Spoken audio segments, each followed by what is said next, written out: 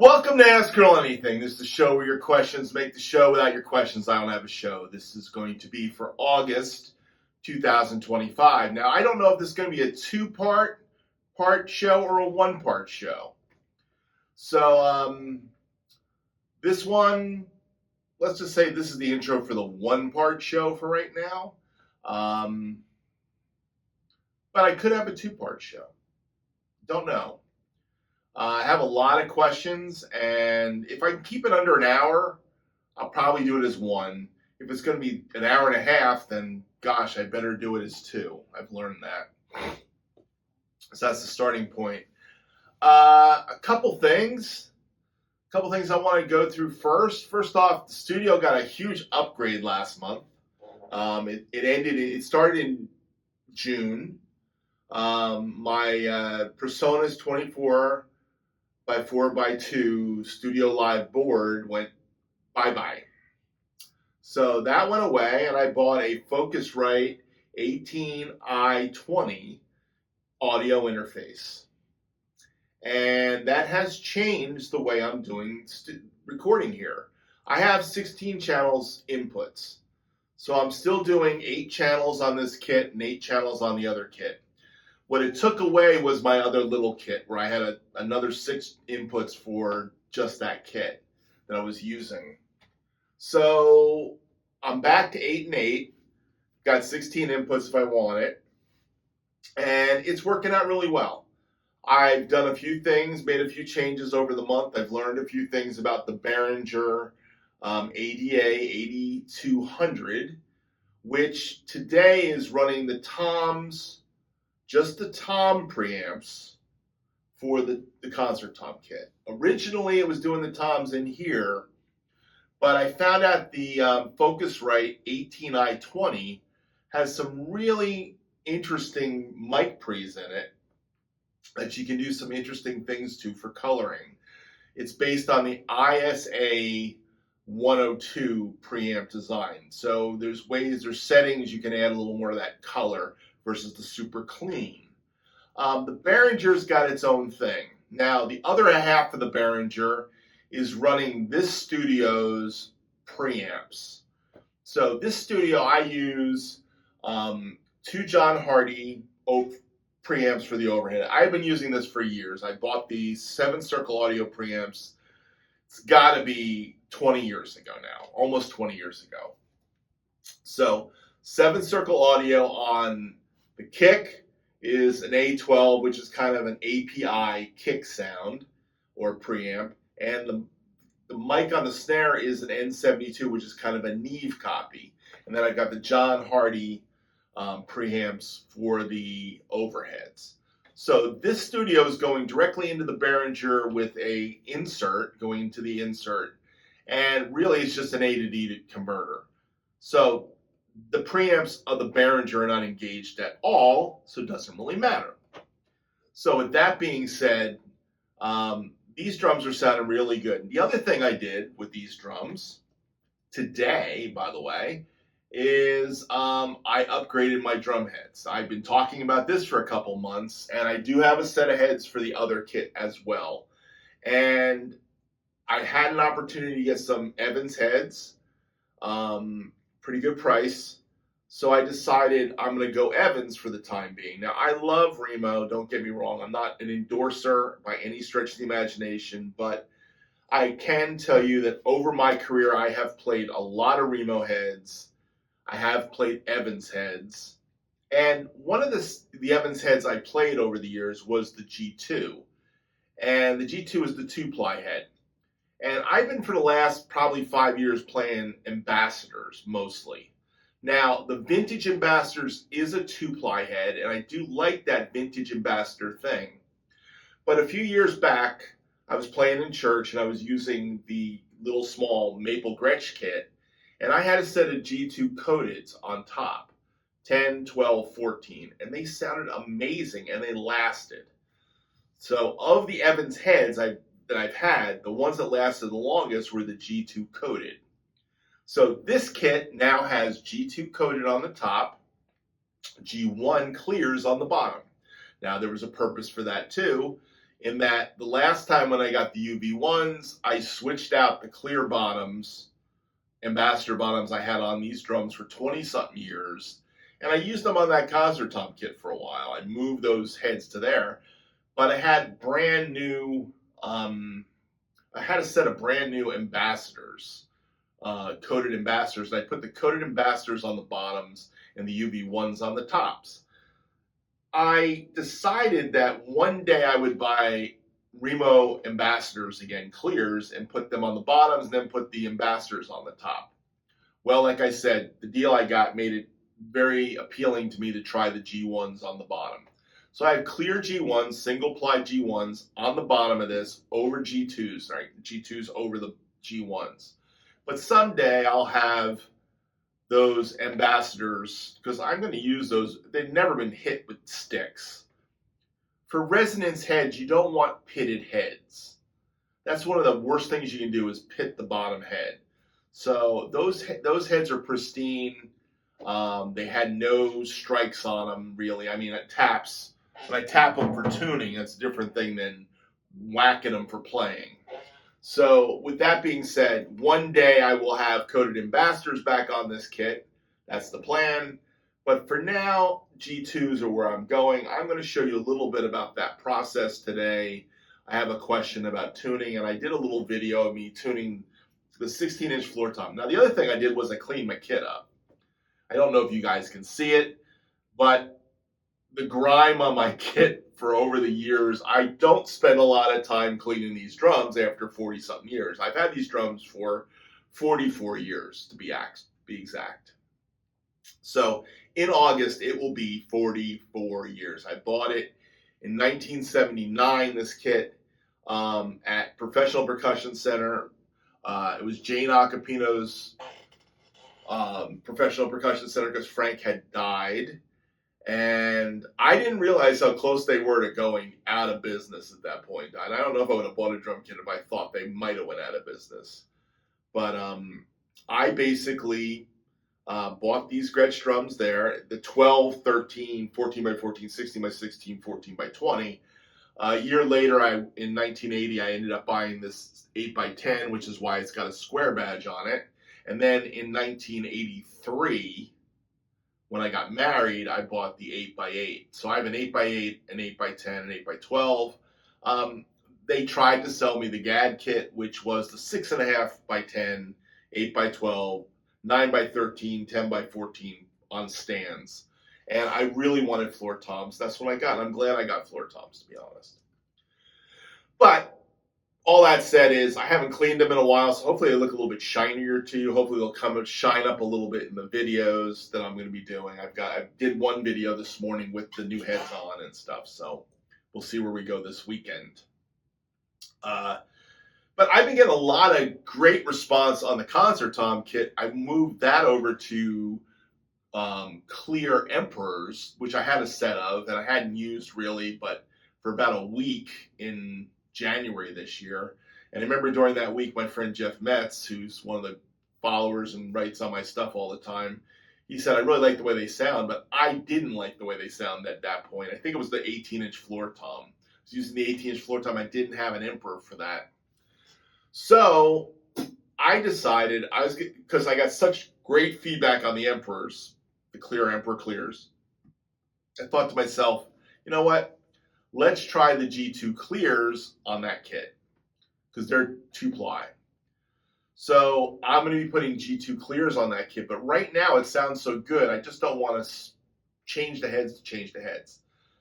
But it's still the middle of the day on the Saturday before the first Saturday in August, by the way. And so I've decided I might do it, but at this point in time, you may see you're definitely going to see a few more covers that I've created on the Emperors, but one day you'll see clear G2s up there, probably somewhere in August. You'll start seeing those videos. If you see it before, it's because I just couldn't wait and I decided to change them.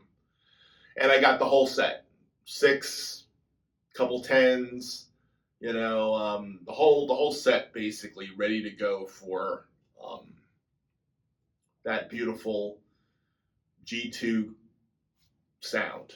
So anyhow, Also got some Evans snare heads I will be trying. One of those is a UV1 with the reverse dot. I got 2 of those, and I got 2 HD drives, which do work. I got that. I bought one of those a couple years ago from Sweetwater, a deal.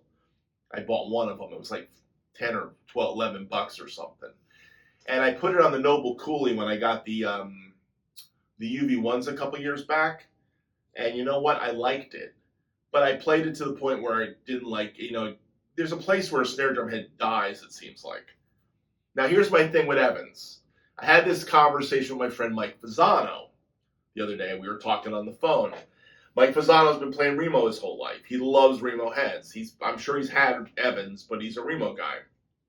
And the consensus has been is the durability of the Remo heads.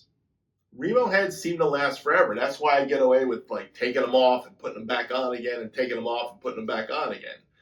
It's a little bit more of a process putting a Remo head on a drum, okay? And from that perspective right there, a lot of guys don't like the Remos because the Evans seem to just plop on really well, and you can tune them pretty loose and get them in that low pitch thing without having to tune them down and break them in.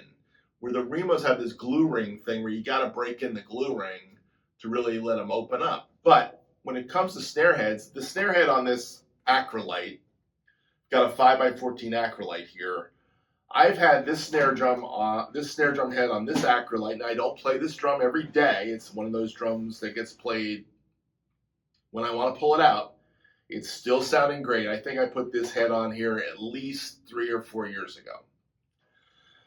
The head on my Black Beauty is the original was a Ludwig Remo head, which I have that head. I played it for a little while, but then I switched it to a CS batter. Now, I love coated CS batters, heads. And with that being said, coated CS batters are my favorite drum heads for snare drums. Everything's quite pricey right now. That's one of the problems. So I'm trying to try the UV1 with the dot on the bottom. And a friend of mine is using that. And I was told that might be a cool combination. So I'm going to give that a try. So, but my experience has been, I like Remo heads on snares. I love Evans heads on bass drums, especially EMADs. But I will tell you that one day in the future, I will be putting on my coated Ambassador head back on this bass drum. Because there was a day about 4 or 5 years ago, I put the coated Ambassador on for about 6 months. And this bass drum had a certain cool vibe. And I've been reading some old modern drummers, and there's a lot of studio guys, that was their sound. They would go in the studio and they had a coated Ambassador on the back head and a big hole in the front. So I got a hole in the front centered on this drum. It's an Evans head on the front. But I've been using EMADs on the back, nothing in the bass drum. So I'm going to probably go back to that coated Ambassador, see how that works for a while. But truthfully, EMADs are great heads. Anyhow, since I started with heads, and I'm deep into all this stuff about heads. Let me read the question about heads I got in here. He seemed a little frustrated. So his name is Cyber Seal. He said, Can't tune my toms like you do. I can't enjoy playing. Hard to learn with crappy out-of-tune drums. No doubt about it, my friend. If your drums don't sound good, it's hard to play them. I get to the place where things are not sounding right, I change stuff. I know your sessions are about promoting products. Now that was an interesting comment because this was on Ask Earl Anything, and he says it's about promoting products. Let me say something about promoting products. And by the way, please like and subscribe. This is one of my things I don't do enough of. I really need to ask you guys, please like and subscribe. Liking is, for those of you that watch my videos all the time, please like my videos. If you watch my videos all the time and you comment, put a like with it. That helps me get into the stream. I really appreciate the likes, okay? If you subscribe, great. If you don't, okay. But if you like what I'm doing, like it, please. That's awesome. But it was interesting. This is a new guy. Never talked to him before. He was on. And he basically said, I know your sessions, my Ask Earl Anything sessions, are about promoting products. In actuality, it's not about promoting products. I'm not promoting Evans or Remo here. I'm saying I've used Evans and I've used Remo. You know, a great drum sound starts with a great drum head. If you got a beat up drum head, you got to change the heads. That's the bottom line to it. Now, what head you use, that's up to you. A lot of guys ask me questions like, what's the best head to use? And that's where we're going to go with this. But I just wanted to dismiss that comment. I know your sessions are about promoting products. No, they're not. You know, I play 5As. I play Vader 5As. Now I'm playing ProMark 5As. Whatever I get at a good price is what I play. If somebody was giving me stuff, you'd know it. You don't see any endorsement thing on my videos. You know, sponsored by Remo or Evans or ProMark or Paiste. I use Paiste because I love Paiste. I use Zildjian. I have Sabian. I've talked about UFib. I don't have any Meinls, so I don't really reference Meinl very often. But there's 1,000 guys out there that are on the internet that all have Meinl deals, so let them talk about Meinl. I don't have a Paiste deal, but I love Paiste cymbals. So I talk about what I like, but that's not me promoting products. That's me telling you why I use something, and that's pretty different. Now, not interested in buying anything. So my friend Seal, don't buy anything. Buy what you need. But I think what you want to know is how to tune a drum. And I have a little video I'm going to show you my approach to tuning. So I know you're not interested in buying anything. But here's the thing you need to know. Good heads on a crappy drum will make a crappy drum sound better. Bad heads on a good drum, like you spend $9,000 on a drum kit and you have cheap Tamu heads, and they're going to sound like crap.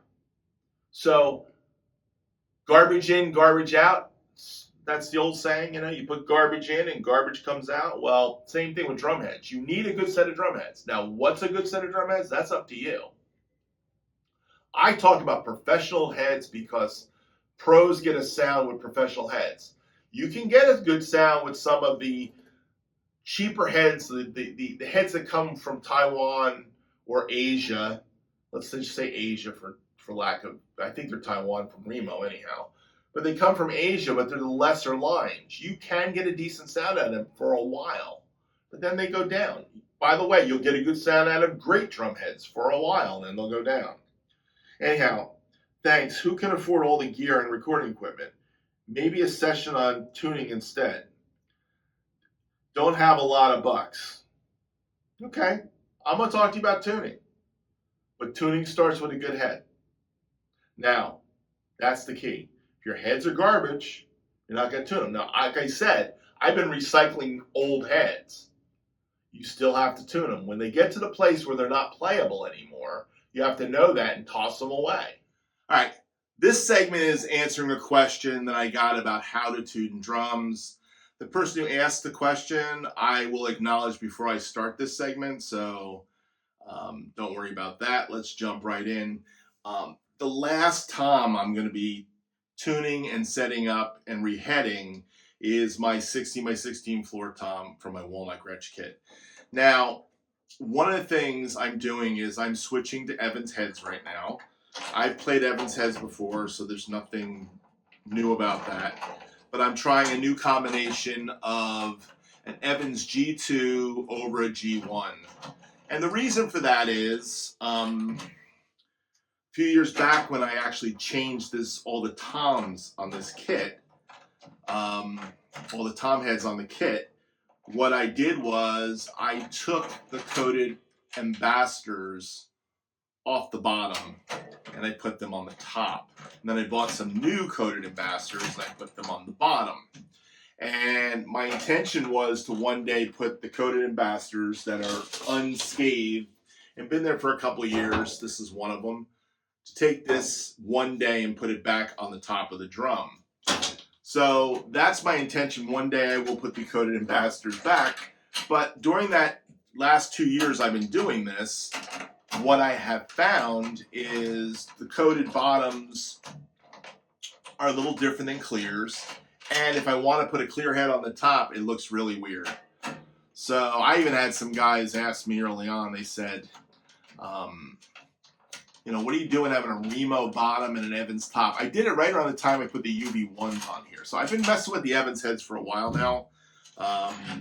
And I'm not going to get into that aspect of this story, why, but just to say, when opportunity strikes, you take advantage of opportunity, and I'm blessed to have that opportunity available to me, and I did.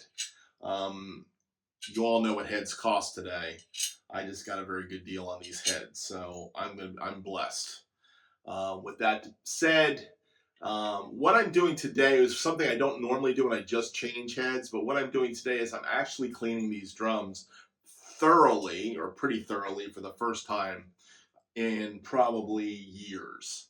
So what I'm doing is pledging my rims and my shells with pledge, and very simple process. I'm trying to clean off the dirt from years and years and years.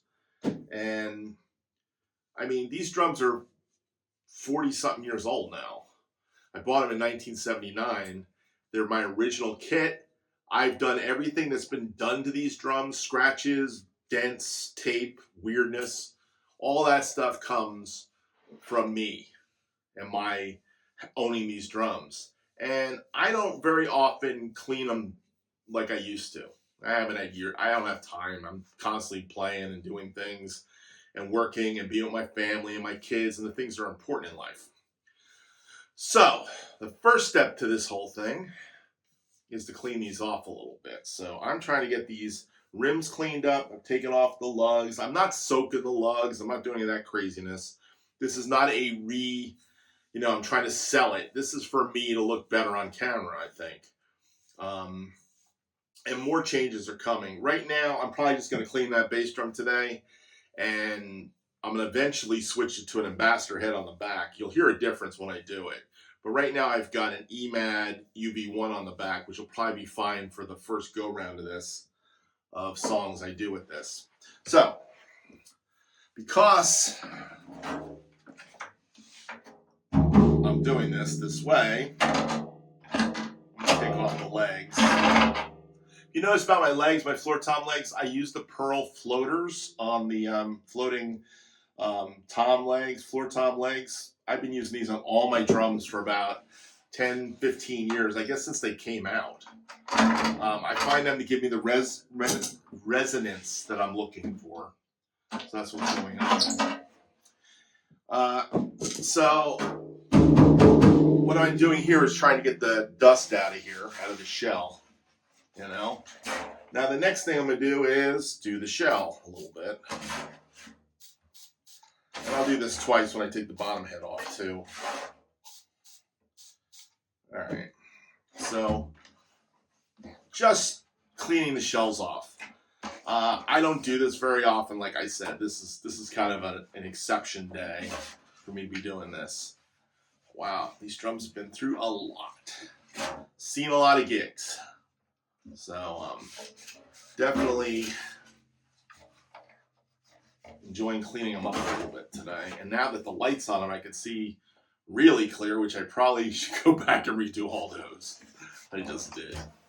But I won't. You know. The imperfections of life are in here. But the imperfections are what make these...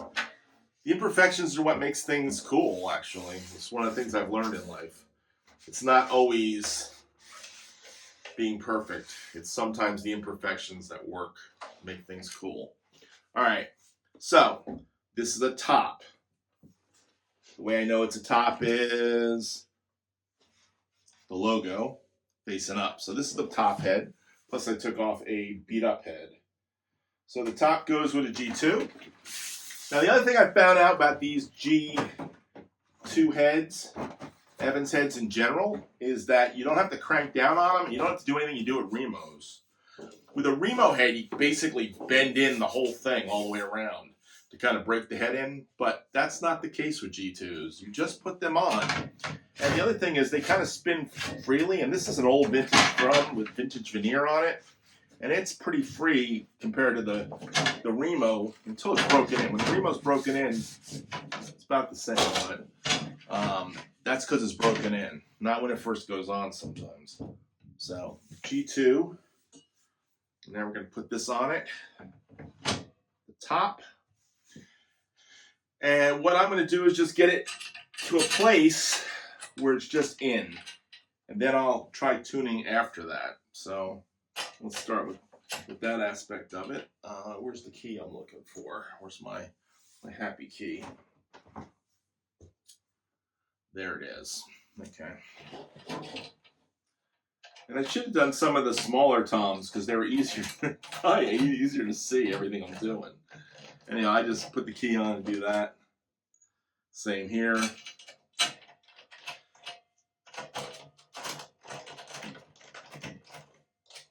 Notice I'm not dialing it down. I'm just getting it in the zone. What I want to do is get the lug actually flat on the rim. Now these Gretsch drums use die-cast rims. And die-cast rims are, you know, a different. They give the drums a more focused sound than triple flange. I don't have any two-headed drums that are not die-cast rims.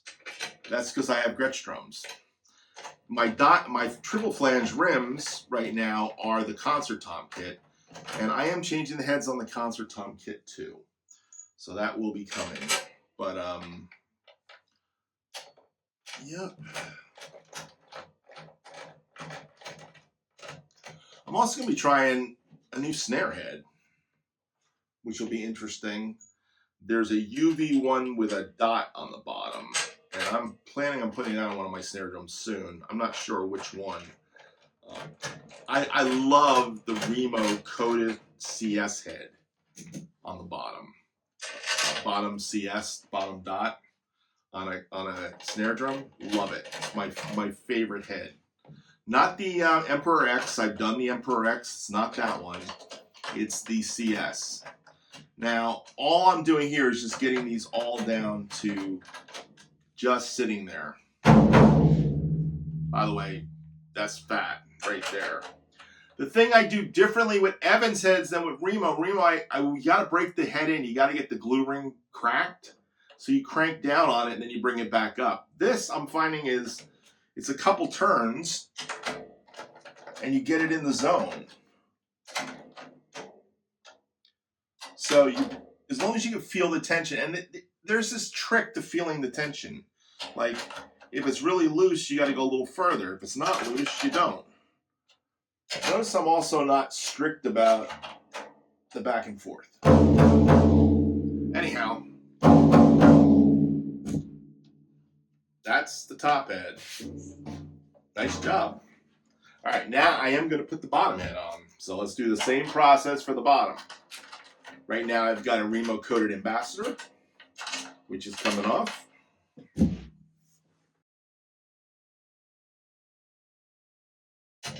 Another thing I'm going to say is these heavier keys allow you to spin them off. When you're using a smaller key, it doesn't work as much. It's got a nice little heaviness to it. So, all right, that's that. Take it off. I want to clean the rims, put the lugs in a safe place.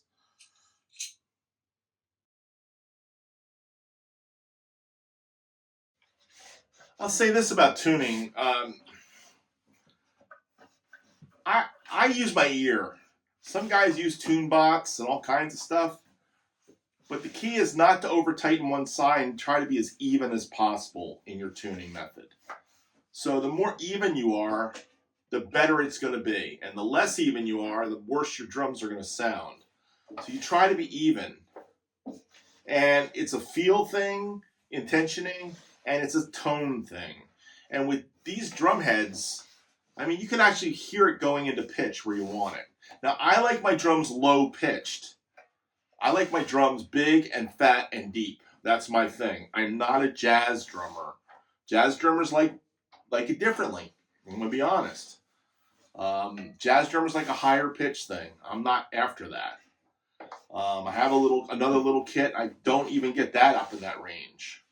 Matter of fact, the reason I'm going to G2s is because on that little kit I had G2s for a long time, and they sounded great on that kit. So this is me going back to something that I should have tried on these drums a long time ago and didn't. So now I'm doing it officially, going G2s on the maple Gretsch kit, the walnut finish, and we're going to see what it's all about. All right, so that's that. All right, let's find the last head is a clear G2. All right, clear G2 right there. Let's get the rim, clean the rim up. I find also once I get the lugs on, then I start really tensioning down. And it's really tensioning, not tuning. You're getting a certain tension, you know? But notice I'm not taking it down. I'm just bringing it to the seating it. It's almost just like, all right, there it is, right there. The head's still loose.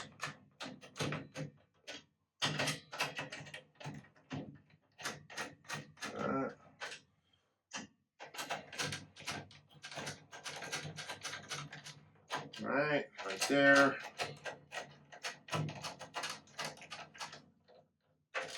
It's down.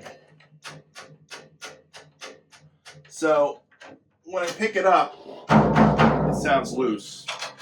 So now I'm going to go 2 half turns, 1 and 2. And you hear the pitch starting to come up a little bit.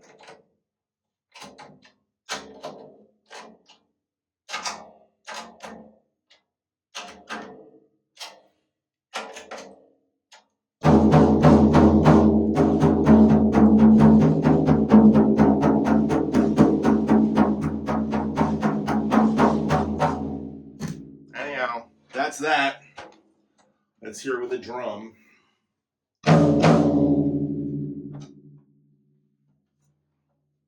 That's using Evan's heads. I'm going to put on the kit. You'll see that when I dial it in on the kit.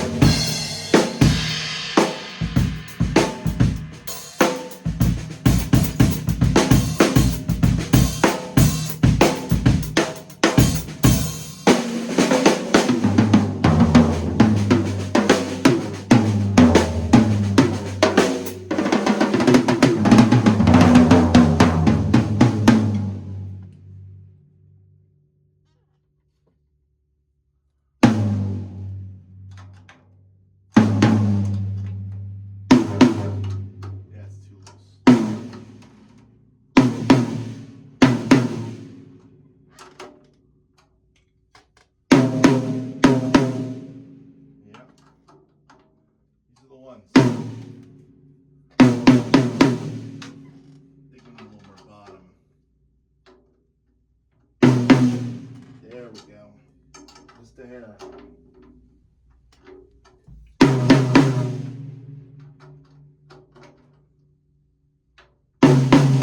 Oh yeah. Give me the tone, baby.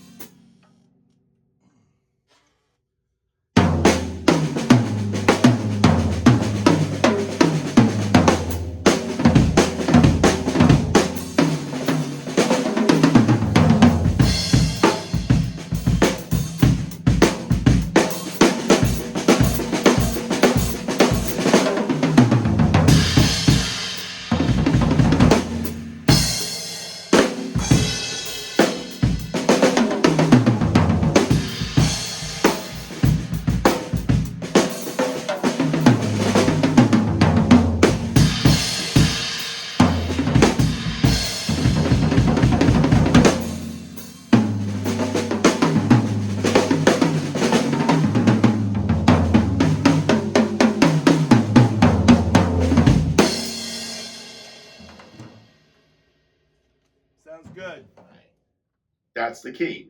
Mickey F3730 also said, great job, EB. Besides your great playing, your drums sound fantastic.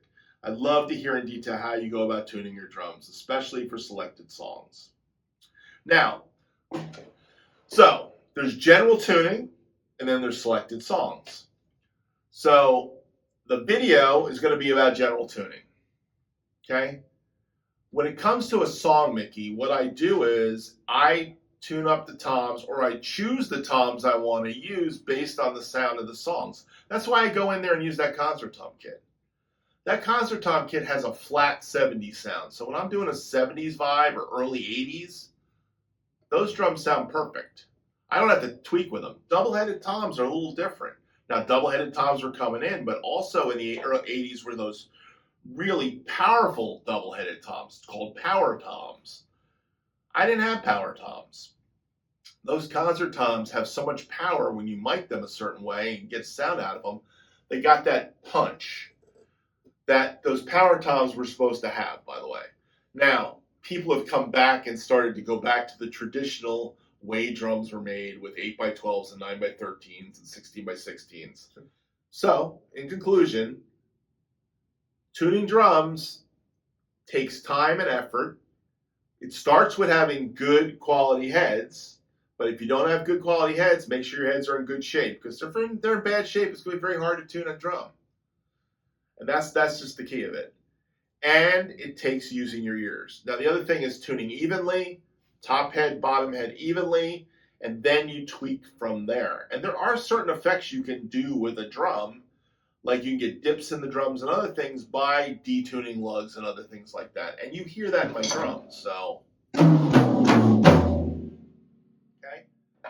Another thing is dampening, but dampening doesn't cost a lot of money. Right now I'm using these things on the toms. Everybody likes these. These are called drops. I have a question about drops too. What do I think of drops is the question. Let me find that one. Oh, got another head question. Boy, I'm taking this tuning thing and I'm turning all these answers in here. Brent3760. Hi Brent, how you doing? What's your favorite heads for various styles of music? I play all kinds of heads, as you can see. I don't know. I like Ambassador single plies, but I'm now playing 2-plies today, so can't say I don't play 2-ply heads. I like Evans heads. I like Remo heads. I played Aquarian heads. I like them too. But really, I'll play what makes sense as long as they sound good. I can make them all sound good. Now, dampening is part of it. So there's a question about dampening here, too. Let me find that question. Here's another question. Another head question. Brent3760. Earl, have you ever tried Aquarian heads? Remo has been my favorite, but Aquarian makes some killer heads. It's all on a personal preference. I thought I'd ask. Congrats on the new studio upgrade. So he's asking my favorite heads. And then he asked me another question, what about Aquarian heads? Aquarian heads are great heads. I've played them. The thing is availability and cost. Now that's a theme here today. I buy things based on what the best price I can get on something. That's the key. I find Remo heads are probably the cheapest. Evans is next, and then Aquarians are usually a little higher than Evans because they make less. They make less product. That causes their head prices to be different. But they're all around the same ballpark. And if you only have 2 drums or 3 drums, try the Aquarian heads out. Try an head pack out. One of the best ways to buy heads, by the way, now I'm hawking products, it seems like, is to buy the kit products, the ones that have less boxes. So even when I was buying these heads, I bought them in packs. I'd have a 10, 12, 14 pack or a 12, 13, 16 pack, and then buy the oddball head. By buying the pack, you're saving on the packaging, and you usually save a few bucks on the heads. So buy in packs. So if you've got a 12, 13, 16 as your setup, try that. Go Aquarian and buy the single plies or the 2 plies. See, they all make the same kind of heads. Aquarian makes a 2-ply head, coated and clear, just like Evans makes a 2-ply head, coated and clear. That's the G1s and the G2s. And Remo makes Ambassadors and Emperors. That's cool. So try the heads out. For kick drums, I'm an EMAD guy. There's some guys that go, the Aquarian Super Kick 2 is the greatest head ever. Some guys go, the Power Stroke 4 is the greatest bass drum head ever. It's all preference. It's what you like. It's what you're going for. 2-ply heads are going to be warmer with coating on it, and they're going to be more durable. They're 2 plies. Single-ply heads, less durable.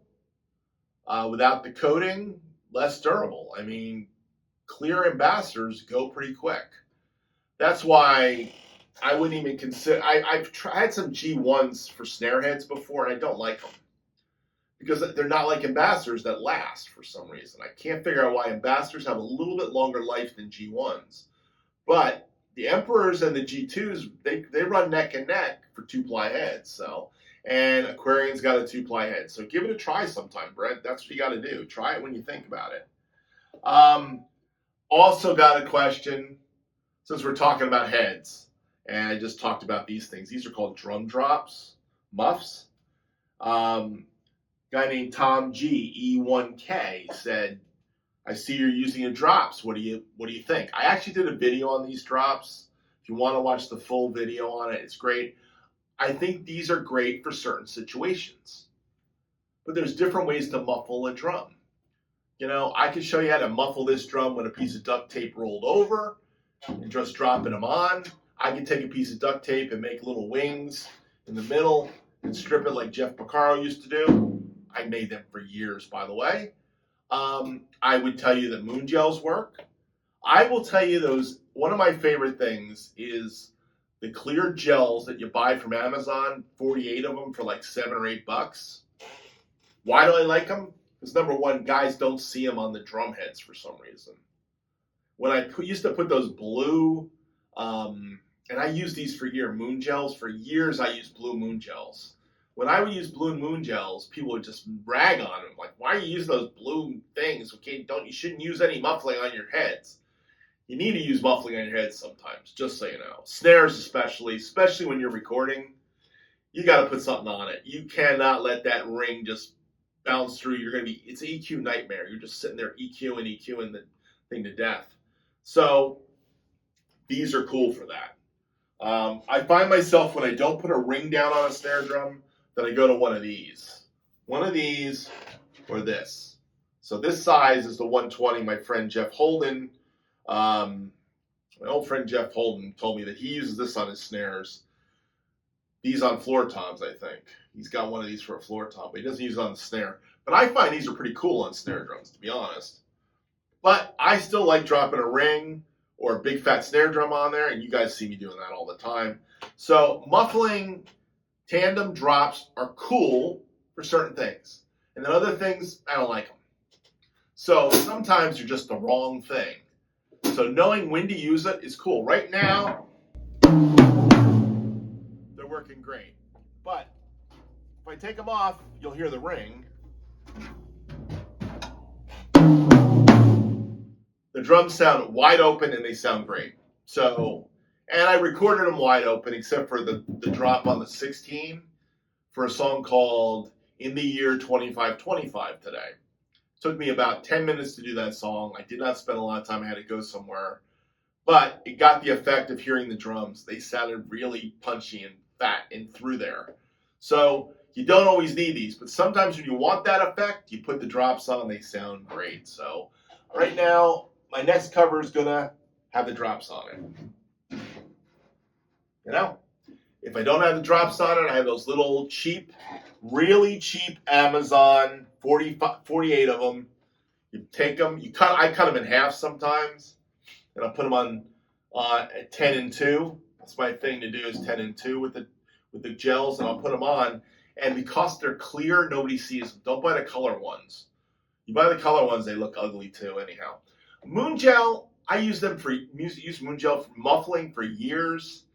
Moon Gel leaves all kinds of mess on your heads. That's all I gotta say. Even those clear ones from Amazon don't leave as much mess as Moon Gel. So don't do Moon Gel. That's what and plus Moon Gel's really expensive too. You can get these things called gel clings for like $1 a pack. It says Merry Christmas or something. But they leave color all over your head. So if you don't want to leave any color on your heads, but you just want muffling, they'll work.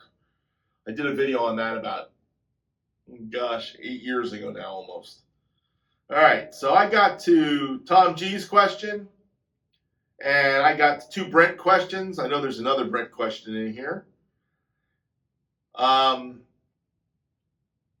think I've exhausted. Let me in conclusion with all the questions about heads. First off, I want to say is tuning. Watch.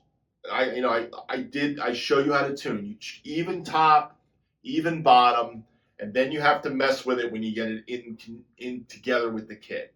You're gonna see a little bit of all that in that video. It's there. So you saw a little bit of all that in the video that was there. I don't tune with TuneBots, but some guys do. If you do, fine. I don't tune to notes.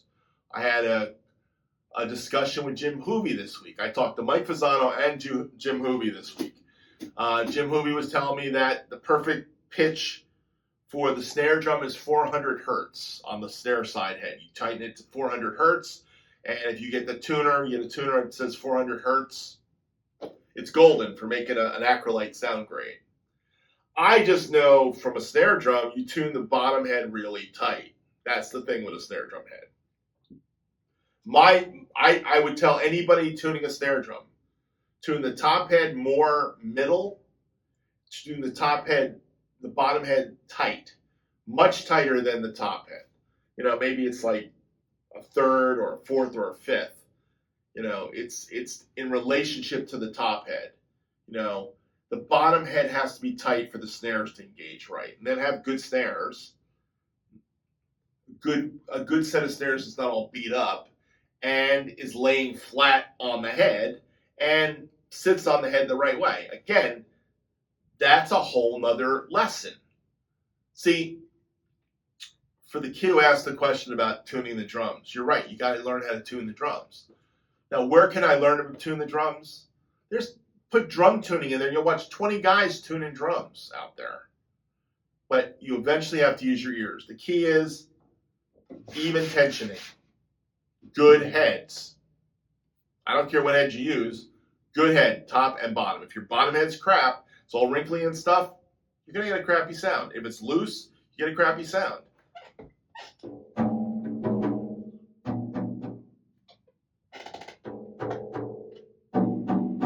Now, there's different tuning methods. The bottom tuning method, I've been told, is the bottom head's tighter than the top head. I don't know. I try to get my heads close to the same pitch. And sometimes my bottom head is a little lower in pitch than the top head. But you tell me what it is. I don't know the answer to it. So, in conclusion, I hope that the muffling discussion, the head discussion, and the video on me doing some of this makes sense to everybody. So I'm going to cover a lot of questions, boom, right at the top. So, and that might be the end of this. So thank you for watching this lesson on tuning. Now back to my regularly scheduled show. I'll be cutting that out.